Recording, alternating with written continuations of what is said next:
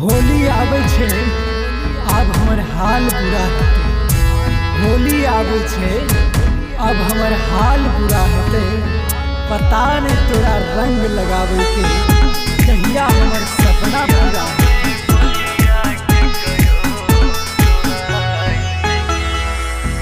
के तंबो कनै छी गे पगली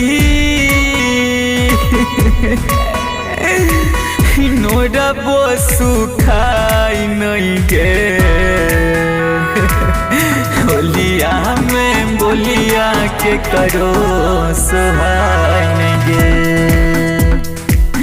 होलिया में बोलिया के करो सोहाई नहीं गे। ई होली के मजा कुछ खास नहीं, रंगई के चले जकरा तू हमरा पास में।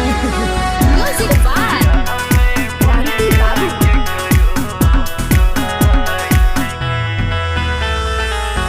हैप्पी होली तोरो कहता रहिता जे गाम में रंग लगा देतियो गे अब जे शाम में। हैप्पी होली तोरो कहता रहिता जे गाम में रंग लगा देतियो गे अब जे सामने के करा से कहियो बतिया कियो अपन देखाई नहीं गे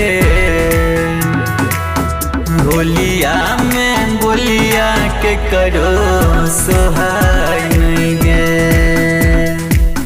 होलिया में बोलिया के करो सोहाई नहीं गे।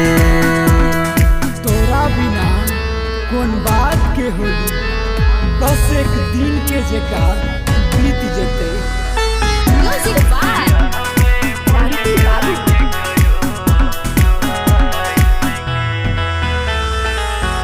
याद याद याद बस याद रही गेल छो मनो नहीं पड़ई छो गे मन केहन भेल छो। याद याद याद बस याद रही गेल छो मनो नहीं पड़ई छो गे मन केहन भेल छो। राजेश के सब से के कहलो हमरा जाई नहीं गे होलिया में बोलिया के करो सोहाई नहीं गे होलिया में बोलिया के करो